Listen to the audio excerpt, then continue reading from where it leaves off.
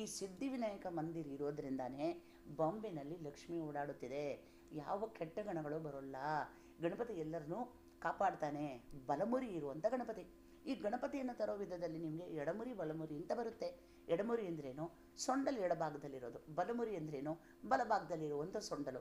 ಬಲಭಾಗದಲ್ಲಿರೋ ಸೊಂಡಲ್ ಬಲಮುರಿ ಗಣಪತಿ ಅಂದರೆ ಭಾಳ ವಿಶೇಷ ಏನಂದರೆ ಗಣಪತಿನೇ ವಿಶೇಷ.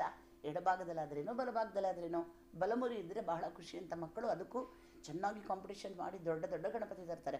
ನಮ್ಮನೆಯಲ್ಲೂ ಹಾಗೆ ಗಣಪತಿ ತರಬೇಕು ಅಂದರೆ ಮಗನಿಗೂ ಮಗಳಿಗೂ ಬಹಳ ಜಗಳ. ದೊಡ್ಡ ಗಣಪತಿ ತರಬೇಕು ಅಂತ ಇವನು, ಸಣ್ಣ ಗಣಪತಿ ತರಬೇಕು ಅಂತ ಅವಳು. ಒಟ್ಟಿನಲ್ಲಿ ನಮಗೆಲ್ಲರಿಗೂ ಖುಷಿ. ಅವತ್ತು ಎಷ್ಟೇ ಸುಸ್ತು ಸಂಕಟ ಆಗಲಿ ಮನೆಯನ್ನು ಚೊಕ್ಕಟ ಮಾಡಿ, ಶುದ್ಧ ಮಾಡಿ, ರಂಗೋಲಿಯನ್ನು ಹಾಕಿ, ಮಂಟಪಗಳನ್ನು ಕಟ್ಟಿ, ಬಾಳೆ ಕಂಬಗಳನ್ನು ಕಟ್ಟಿ, ಗಣಪತಿಯನ್ನು ಸಂತೋಷವಾಗಿ ಕುಳ್ಳರಿಸಿ ಎಲ್ಲರಿಗೂ ತಂದು ಅರಿಶಿನ ಕುಂಕುಮವನ್ನು ಕೊಟ್ಟು, ಅರಿಶಿನ ಕುಂಕುಮ ಕೊಡುವಾಗ ಅದರಲ್ಲೂ ವಿಧ ಇದೆ. 3 ಎಲೆ 5 ವೀಳ್ಯದೆಲೆ ಮಾತ್ರ ನೀವು ಅರಿಶಿನ ಕುಂಕುಮಕ್ಕೆ ಕೊಡತಕ್ಕದ್ದು. ನೀವು 2 ಎಲೆಯಲ್ಲಿ ವೀಳ್ಯದೆಲೆ ಕೊಡಬಾರ್ದು. 3 ಎಲೆ ಯಾವ ಆಕಾರದಲ್ಲಿ ಕೊಡ್ತೀರಾ? 3 ಎಲೆಗೆ ಚೂರಡಿಕೆ ಇಡಬೇಡಿ.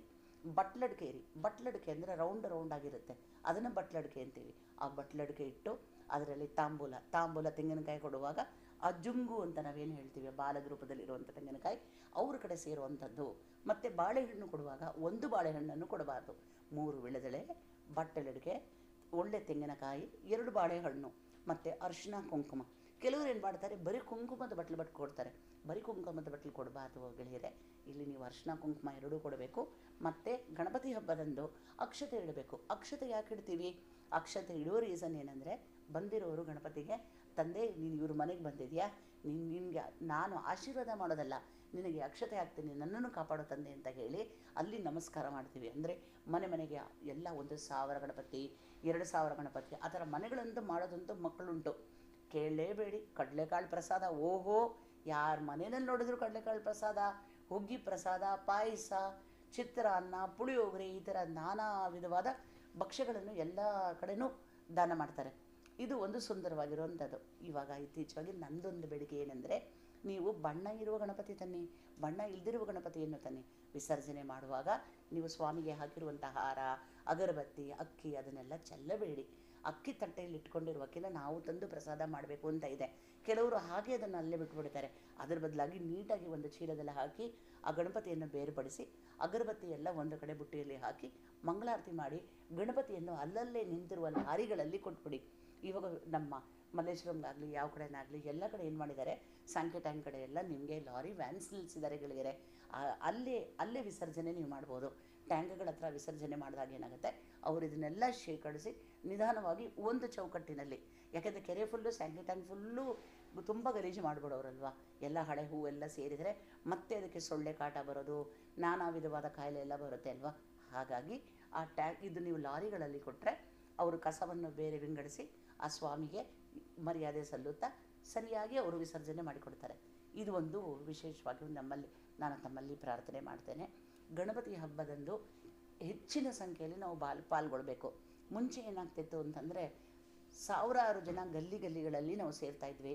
ಪ್ರತಿಯೊಂದು ಕಡೆ ಗಲ್ಲಿಗಳಲ್ಲಿ ಸೇರಿ ನಾವು ಹಬ್ಬವನ್ನು ಆಚರಣೆ ಮಾಡ್ತಾಯಿದ್ವಿ, ಪ್ರಸಾದವನ್ನು ಮಾಡ್ತಾಯಿದ್ವಿ. ಮತ್ತು ಕಲೆಕ್ಷನ್ನು, ಇವ್ರ ಮನೇಲಿ 50 ರೂಪಾಯಿ ಕೊಟ್ಟರು, ಅವ್ರ ಮನೇಲಿ 100 ರೂಪಾಯಿ ಕೊಟ್ಟರು, ಇವ್ರ ಮನೇಲಿ 500 ರೂಪಾಯಿ ಕೊಟ್ಟರು. ಸಣ್ಣ ಮಕ್ಕಳಂತೂ ಪುಟ್ಟು ಮಕ್ಕಳು, ನಾವು ಗಣಪತಿ ಕೂರಿಸ್ತಿದ್ದೀವಿ ಅಂತ ಕೇಳಿದಾಗಲೇ ನಮಗೊಂದು ಆನಂದ. 50-100 ಹೋಗುತ್ತೆ ಅಂತಲ್ಲ, ಆ ಮಕ್ಕಳಿಗೆ ಒಂದು ಸಂತೋಷವಾಗುತ್ತಲ್ಲ.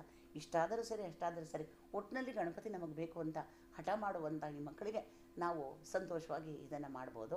ಹೀಗೆ ಇನ್ನೂ ಒಂದು ನಾನೇನು ತಮಗೆ ಒಂದು ಸಲಹೆ ಕೊಡ್ತೇನೆ, ಅಥವಾ ನನ್ನ ಅನಿಸಿಕೆ ಅಂತ ನಾನು ನಿಮಗೆ ಹೇಳೋದೇನೆಂದರೆ, ಯಾವಾಗಲಾದರೂ ನೀವು ಗಣಪತಿ ಹಬ್ಬ ಮಾಡಬೇಕು ಅಂದರೆ ಯಾಕೆ ಎಲ್ಲರೂ ಸೇರಿ ಆ ಏರಿಯಾ ಜನ ಸೇರಬಾರ್ದು? ಇವಾಗ ನಮ್ಮ ಅಪಾರ್ಟ್ಮೆಂಟ್ ಇದೆ ಅಂತ ಇಟ್ಕೊಳ್ಳಿ, ನಾವೊಂದು 500 ಜನ ಇದ್ದೀವಿ. ನಾವು 500 ಜನ ಸೇರಿ ಒಂದು ಗಣಪತಿ ಹಬ್ಬ ಮಾಡಿದ್ರೆ 500 ಜನ ಹಾಕೋದು, ಆ ಬಂದಿರುವಂಥ ದುಡ್ಡಲ್ಲಿ ಕೆಲವು ಅನಾಥಾಶ್ರಮಗಳಿಗೆ ನಾವು ಅನ್ನವನ್ನು ಪ್ರಸಾದವನ್ನು ಕೊಡ್ಬೋದು. ಎಲ್ಲ ಭಕ್ಷ್ಯ ಅದನ್ನೆಲ್ಲ ರೆಡಿ ಮಾಡಿರುವಂಥ ಭಕ್ಷ್ಯ ನಾವು ಬಂದಿರೋದನ್ನೆಲ್ಲ ತಿಂದು ಒಂಚೂರು ಹೆಚ್ಚಿಗೆ ಮಾಡಿ ಇವಾಗ ಅಡುಗೆ ಮಾಡಿಸ್ತೀವಪ್ಪ, ಮನೆಯಲ್ಲಿ ಮಾಡ್ತೀವಿ. ನಿಮ್ಮ ಮನೆಯಲ್ಲೂ ಅದೇ ಕಡಲೆಕಾಳು ಉಸ್ಲಿ, ನಮ್ಮ ಮನೆಯಲ್ಲೂ ಕಡಲೆಕಾಳು ಉಸ್ಲಿ, ನಿಮ್ಮ ಮನೆಯಲ್ಲೂ ವಾಂಗಿಬಾತು, ನಮ್ಮ ಮನೆಯಲ್ಲೂ ಚಿತ್ರಾನ್ನ, ಈ ಥರ ಮಾಡೋ ಬದಲು ಎಲ್ಲ ಸೇರಿ ಒಂದು ಕಡೆ ಮಾಡಿದರೆ ನಾವು ಒಂದು ಸ್ವಲ್ಪ ಎಕ್ಸ್ಟ್ರಾ ಪದಾರ್ಥವನ್ನು ಟಿಫನ್ ಬಾಕ್ಸ್ ಅಥವಾ ಪಾತ್ರೆಗಳಲ್ಲಿ ಶೇಖರಿಸಿ ಅನಾಥಾಶ್ರಮಕ್ಕಾಗಲಿ ಅಥವಾ ಇದು ವಯಸ್ಕರ ಆಶ್ರಮಕ್ಕಾಗಲಿ ಅಲ್ಲೆಲ್ಲ ತೊಗೊಂಡು ಹಬ್ಬ ಮಾಡ್ಬೋದು. ಹೀಗೆ ನಾನು ನೋಡುವಾಗ ನನಗೆ ತುಂಬ ಬೇಕಾಗಿರೋ ಒಬ್ಬರು ಅಣ್ಣ ಇದ್ದಾರೆ. ಅಣ್ಣ ಅಂದರೆ ಇದು ಹಿರಿಕರಾಗಿರೋದ್ರಿಂದ ನಾನು ಅವ್ರನ್ನ ಅಣ್ಣ ಅಂತ ಕರಿತೀನಿ. ಅವರು ಯಾವ ಥರ ಹಬ್ಬ ಮಾಡ್ತಾರೆ ಅಂದರೆ ನೀವು ಸಂತೋಷಗೊಳ್ತೀರ. ಕಿದ್ವಾಯ್ ಕ್ಯಾನ್ಸರ್ ಸಂಸ್ಥೆ ಇದೆ. ಕಿದ್ವಾಯ್ ಕ್ಯಾನ್ಸರ್ ಸಂಸ್ಥೆಯಲ್ಲಿ ನನಗೆ ಅವರು ಹೇಳಿರುವ ಒಂದು ವಿಚಾರ ಕೇಳಿ ಬಹಳ ದುಃಖಪಟ್ಟೆ. ಸಣ್ಣ ಸಣ್ಣ ಮಕ್ಕಳು ಹಬ್ಬಕ್ಕೆ ಬರುತ್ತಾರೆ, ಅವರಿಗೆ ಕ್ಯಾನ್ಸರ್ ಆಗಿರೋದ್ರಿಂದ ಇಂದೋ ನಾಳೆ ಅಂತ ಕಡೆಗಾಲ ಎಣಿಸ್ತಾ ಇರ್ತಾರೆ. ಅಂಥ ಮಕ್ಕಳಿಗೆ ಮಲಗಲು ಹಾಸಿಗೆ ಇರೋದಿಲ್ಲ ಗೆಳೆಯರೆ, ಅವರಿಗೆ ಚಾಪೆಗಳು ಸಹ ಸಿಗೋದಿಲ್ಲ. ಅವ್ರೇನು ಮಾಡ್ತಾರೆ ಅಂದರೆ, ಈ ಥರ ಹಬ್ಬಗಳು ಬಂದರೆ ಯಾರಾದರೂ ನಮಗೆ ಪ್ರಸಾದ ತಂದು ಕೊಡ್ತಾರಾ, ನಮಗೆ ಊಟ ಸಿಗುತ್ತಾ ಅಂತ ಬಹಳ ಕಾತರದಿಂದ ಮಕ್ಕಳು ಕಾಯ್ತಾ ಇರ್ತಾರೆ. ಅಂಥ ಮಕ್ಕಳಿಗೆ ಇವ್ರು ಏನು ಮಾಡ್ತಾರೆ ಅಂದರೆ, ಇವರು ದೊಡ್ಡ ದೊಡ್ಡ ಪಾತ್ರೆಗಳಲ್ಲಿ ಅಡುಗೆಯನ್ನು ಮಾಡಿಸ್ತಾರೆ.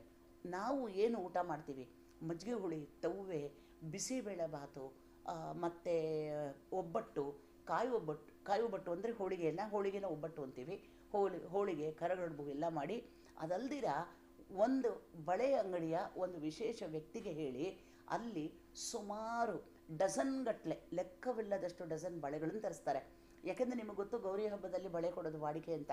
ಆ ಬಳೆಗಳೆಲ್ಲ ತರಿಸಿ ಕಿದ್ವಾಯ್ ಸಂಸ್ಥೆಯಲ್ಲಿರುವಂಥ ಸ್ತ್ರೀಯರಿಗೆ, ಹೆಣ್ಣು ಮಕ್ಕಳಿಗೆ, ಬಡವರಿಗೆ ಅವ್ರಿಗೂ ಬಳೆಯನ್ನು ಕೊಡುತ್ತಾರೆ. ಅಂದರೆ ಹಬ್ಬ ಚೆನ್ನಾಗಿರೋರಿಗೆ ಮಾತ್ರ ಅಲ್ಲ, ನೊಂದ ಜೀವಿಗಳಿಗೂ ಹಬ್ಬ ಇದೆ ಅಂತ ತೋರಿಸೋದು ಇದು ಉದಾಹರಣೆ. ಇವರು ಸೂರ್ಯ ಕಿರಣ್ ಫೌಂಡೇಶನ್ ಅಂತ ಹೇಳಿ ಒಂದು ಸಂಸ್ಥೆ ನಡೆಸ್ತಾ ಇದ್ದಾರೆ. ನಾನು ತುಂಬ ಸಂತೋಷಪಟ್ಟೆ. ಅವ್ರು ನಂಗೆ ಅದೇ ಹೇಳಿದ್ರು, ಡಜನ್ಗಟ್ಟಲೆ ಬಳೆ, ಅನ್ನ, ಪ್ರಸಾದ ಎಲ್ಲ ಕೊಡ್ತಾರೆ. ಆಮೇಲೆ ಗೆಳೆಯರೆ, ಒಂದೇ ಒಂದು ಸಣ್ಣ ವಿಶೇಷ ಹೇಳಬೇಕು ಅಂದರೆ ಏನಂದರೆ, ಒಮ್ಮೆ ಅವರು ಹೇಳಿದರು, ಹೋದ ಸಲ ಗಣಪತಿ ಹಬ್ಬಕ್ಕೆ ಒಂದು ಸಣ್ಣ ಮಗು ಬಂತಂತೆ. ಆ ಮಗು ಬಂದು ನನಗೆ ಒಂದು ಮುತ್ತಿನ ಸರ ಕೊಡಿ ಬರೋ ಹಬ್ಬಕ್ಕೆ ಅಂತ ಕೇಳಿದ್ರಂತೆ. ಆಗ ಅವ್ರಿಗೆ ತಿಳಿದಿದ್ದು, ದೊಡ್ಡವರಿಗೆ ನಾವು ಬಳೆ ಎಲ್ಲ ಕೊಡ್ತೀವಿ, ಸಣ್ಣ ಮಕ್ಕಳಿಗಾದರೂ ಫ್ರಾಕು, ಪುಟ್ಟ ಮಕ್ಕಳು ಸ್ನೇಹಿತರೆ 5 ವರ್ಷ 6 ವರ್ಷ ಮಕ್ಕಳು ಕ್ಯಾನ್ಸರಿಂದ ಬಳಲ್ತಾರೆ, ಅಂಥವರಿಗೆಲ್ಲ ಒಂದು ಫ್ರಾಕು, ಒಂದು ಲಂಗ, ಒಂದು ಬ್ಲೌಸ್ ಎಲ್ಲ ಕೊಡಬೇಕು ಅಂತ ಯೋಚನೆ ಮಾಡಿದ್ರಂತೆ. ಅವರು ಬರೋ ಸತಿ ಮುತ್ತಿನ ಸರ ತಗೊಳ್ಳೋ ವೇಳೆಗೆ ತುಂಬ ದುಃಖದ ವಿಚಾರ, ಆ ಮಗು ಸತ್ತು ಹೋಗಿತ್ತಂತೆ. ತುಂಬ ನೊಂದ್ಕೊಂಡ್ರು ಅವರು. ಆಮೇಲೆ ಇನ್ನೂ ಒಂದು ಸಣ್ಣ ವಿಚಾರ ಏನೆಂದರೆ, ಊಟ ಮಾಡೋಕ್ಕೆ ಅಲ್ಲಿ ಜನರಿಗೆ ತಟ್ಟೆ ಇರುವುದಿಲ್ಲ. ಅವರಿಗೆ ಅನ್ನ ಮತ್ತು ಮುದ್ದೆ ಆ ಥರದ್ದೇನಾರ ಪೇಪರ್ ಪ್ಲೇಟ್ನಲ್ಲಿ ಕೊಡ್ತಾರೆ. ಪೇಪರ್ ಪ್ಲೇಟಲ್ಲಿ ಕೊಟ್ಟಾಗ ಏನಾಗುತ್ತೆ, ಅವರು ಹಾಕುವಂಥ ಸಾಂಬಾರು ಪ್ಲೇಟಿಂದ ಸದು ಕೈ ಮೇಲೆಲ್ಲ ಚೆಲ್ಕೊಳ್ತಾರೆ. ಮೊದಲೇ ನೊಂದ ಜೀವ ಮತ್ತೆ ಬೆಂದು ಹೋಗಬೇಕೆ. ಹಾಗಾಗಿ ತಟ್ಟೆ ಮಾಡಿಸಿಕೊಟ್ಟಿರ್ತಾರೆ. ತಟ್ಟೆಯಲ್ಲಿ ಅವರಿಗೆ ಮುದ್ದೆ, ಊಟ ಆ ಥರ ವಿಶೇಷವಾಗಿ ಅದನ್ನು ನಾವು ದಾನ ಮಾಡ್ಬೋದು. ಈ ಗಣಪತಿ ಹಬ್ಬದಲ್ಲಿ ಇನ್ನೊಂದು ಏನು ವಿಶೇಷ ಅಂದರೆ, ಕೆಲವರಿಗೆ ಸಣ್ಣದಾದ ಒಂದು ಸಣ್ಣ ವಸ್ತು ಬೇಕು ಅಂತ ಕೇಳಿದ್ರಂತೆ. ಏನು ಅಂತ ಕೇಳಿದ್ರೆ, ಬಟ್ಟೆ ಪಿನ್ ಇಲ್ವಂತೆ ಅವರಿಗೆ. ಬಟ್ಟೆ ಪಿನ್ ಕೇಳ್ತಾರಂತೆ ಕಿದ್ವಾಯ್ ಸಂಸ್ಥೆಯಲ್ಲಿ. ಯಾಕೆಂದರೆ ಎಲ್ಲ ಹೆಣ್ಮಕ್ಳು ಇರ್ತಾರೆ, ಅಡ್ಮಿಟ್ ಆಗಿರ್ತಾರೆ, ಅವರು ಹೊರಗಡೆ ಹೋಗೋ ಥರ ಸಿಚುವೇಶನ್ಸಲ್ಲಿರಲ್ಲ, ಸ್ಥಿತಿಗಳಲ್ಲಿರಲ್ಲ, ಬಟ್ಟೆ ಪಿನ್ ಬೇಕು ಅಂತ ಕೇಳ್ತಾರಂತೆ. ಹಾಗಾಗಿ ಕೆಲವರು ಏನು ಮಾಡಿದ್ದಾರೆ, ಬುದ್ಧಿ ಉಪಯೋಗಿಸಿ ಒಂದು ಪೌಚ್ ಥರ ಮಾಡಿ ಅದರಲ್ಲಿ ಒಂದು ಟೂತ್ ಬ್ರಷು, ಒಂದು ಪೇಸ್ಟು ಮತ್ತು ಬಟ್ಟೆ ಪಿನ್ನು, ರಬ್ಬರ್ ಬ್ಯಾಂಡು, ಈ ಸಾಧಾರಣ ಸ್ತ್ರೀಗಳು ಬಿಂದಿ ಅಂದರೆ ಈ ಸ್ಟಿಕ್ಕರ್ ಅಂತ ಏನು ಹೇಳ್ತೀವಿ, ಇದು ಬಳಸುವಂಥದ್ದನ್ನೆಲ್ಲ ಪೌಚ್ ಥರ ಮಾಡಿ ಅವರು ಕೊಟ್ಟಿದ್ದಾರೆ. ಆಮೇಲೆ ಕೆಲವರು ಹಾಸಿಗೆ ಮಾಡಿಕೊಟ್ಟಿದ್ದಾರೆ, ಕೆಲವರು ಚಾಪೆಗಳು ಕೊಟ್ಟಿದ್ದಾರೆ. ಚಿಂತಾಜನಕವಾಗಿ ಚಾಪೆ ಮೇಲೆ ಮಲಗಿರ್ತಾರೆ ಸ್ನೇಹಿತರೆ ಕಿದ್ವಾಯ್ ಸಂಸ್ಥೆಯಲ್ಲಿ. ದಯವಿಟ್ಟು ನಾವು ಅವರೆಲ್ಲ ಎಲ್ಲರಿಗೂ ಸೇರಿ ಏನಾರು ಒಂದು ಮಾಡಿದ್ರೆ ಒಳ್ಳೆಯದಾಗತ್ತಲ್ವ. ನೋಡಿ, ಈ ಗಣಪತಿ ಹಬ್ಬದಿಂದ ನಾವೇನು ಮಾಡೋಣ ಅಂದರೆ, ಪಣ ತೊಡೋಣ. ಲಕ್ಷಗಟ್ಟಲೆ ಗಣಪತಿಗೆ ಹಾಕೋ ಬದಲು ಮನೆಯಲ್ಲಿ ಮಾಡಿರುವಂಥ ಎಲ್ಲ ಖಾದ್ಯವನ್ನು ಎಲ್ಲರೂ ಒಟ್ಟಾರೆ ಸೇರಿ ಖಾದ್ಯಗಳನ್ನೆಲ್ಲ ಪಾತ್ರೆ, ಬಕೆಟ್ಗಳಲ್ಲಿ ಎಲ್ಲ ತುಂಬಿಸಿಕೊಂಡು ನಮಗೆ ಎಷ್ಟು ಬೇಕೋ ಅಷ್ಟು ಮಾತ್ರ ಇಟ್ಕೊಂಡು, ಮಿಕ್ಕಿದವರು ಯಾರಿಗೆ ಅವಶ್ಯಕತೆ ಇದೆಯೋ ದಯವಿಟ್ಟು ಅವರಿಗೆಲ್ಲ ಹೊಟ್ಟೆ ತುಂಬುವಂತೆ ಮಾಡೋಣ. ಹೊಟ್ಟೆ ತುಂಬಿದರೆ ಶಿರ್ವಾರ್ಪಣ ಮಸ್ತು ಅಂದರೆ ಆ ಸರ್ವೇಶ್ವರನಿಗೂ ಸಂತೋಷ. ಇದೇ ನೀವು ಮಾಡುವಂತಹ ಗಣಪತಿಯ ವಿಶೇಷ ಪೂಜೆ.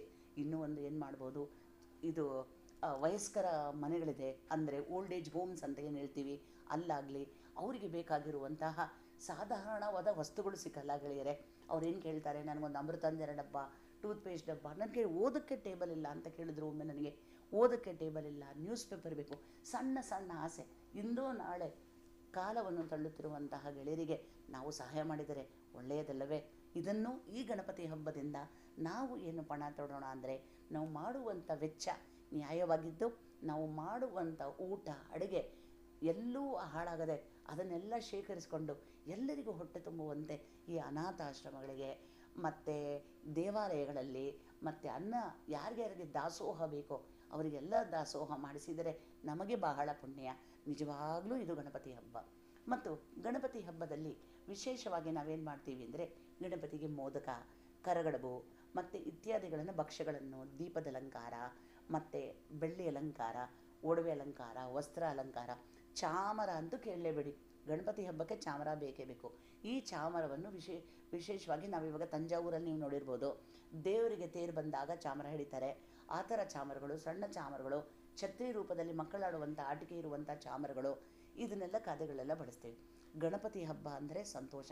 ಕೆಲವು ಊರಿನಲ್ಲಿ ಇವಾಗ ಫಾರ್ ಎಕ್ಸಾಂಪಲ್ ನಾವು ಬೆಂಗಳೂರಿನಲ್ಲಿ ನಮ್ಮ ಚಿಕ್ಕಪೇಟೆ ತಗೊಳ್ಳಿ, ಚಿಕ್ಕಪೇಟೆನಲ್ಲಿ ಎಲ್ಲ ಅಂಗಡಿ ಮುಚ್ಚಿ ಅವೆನ್ಯೂ ರೋಡಿಂದ ಹಿಡಿದು ಬೇರೆ ಏರಿಯಾದಲ್ಲೆಲ್ಲ ಅಕ್ಕಿಪೇಟೆ, ಮಾಮೂಲ್ಪೇಟೆ, ಸುಲ್ತಾನ್ಪೇಟೆ, ಈ ಬಡೇಪೇಟೆ, ಈ ಜಾಗಗಳಲ್ಲೆಲ್ಲ ಗಣಪತಿಯನ್ನು ಕೂರಿಸ್ಬಿಟ್ಟು ಎಲ್ಲರೂ ಅವರವರೇ ಅನ್ನದಾನ ಮಾಡಿಕೊಂಡು ಹಂಚಿಕೊಂಡು ಸಂತೋಷದಿಂದ ಸಂಭ್ರಮ ಪಡಿಸ್ತಾರೆ. ಗಣಪತಿ ಎಂದರೆ ಸಂಭ್ರಮ, ಅಂದರೆ ಖುಷಿಯಾಗಿ ನಾವು ನೆಮ್ಮದಿಯಾಗಿ ನಮಗೆಲ್ಲ ಕೆಟ್ಟ ಇದನ್ನೆಲ್ಲ ಹೋಗಲಾಡಿಸಿ ನಮ್ಮನ್ನು ಕಾಪಾಡುವವನೇ ಗಣಪತಿ. ಹಾಗಾಗಿ ನಾವು ಹಿಂದೆ 2 ವರ್ಷ ಮುಂಚೆ ನಾವೆಲ್ಲ ನರಳಿರುವಂಥ ಕೋವಿಡ್ ಹೋಗಿದೆ, ನಾವಿವಾಗ ಬದುಕಿದ್ದೀವಿ ಅಂದರೆ ಅದನ್ನು ಥ್ಯಾಂಕ್ಸ್ ಹೇಳಬೇಕಾಗಿರೋದೇ ನಾವು ಗಣಪತಿಗೆ. ಬನ್ನಿ, ಗಣಪತಿ ಹಬ್ಬವನ್ನು ತುಂಬ ಸಂತೋಷವಾಗಿ, ಸರಳವಾಗಿ, ಯಾವುದೇ ಪರಿಸರಕ್ಕೆ ತೊಂದರೆ ಆಗದಿರ ಎಲ್ಲರಿಗೂ ಹಂಚಿಕೊಂಡು ಸಂತೋಷವಾಗಿ, ಒಂದು ತುತ್ತು ನಿಮಗೆ ಒಂದು ತುತ್ತು ನನಗೆ ಅಂತ ಹಂಚಿಕೊಂಡು ಸಂತೋಷವಾಗಿ ಗಣಪತಿ ಹಬ್ಬವನ್ನು ಮಾಡೋಣ. ಎಲ್ಲರಿಗೂ ಗಣಪತಿ ಹಬ್ಬದ ಶುಭಾಶಯಗಳು.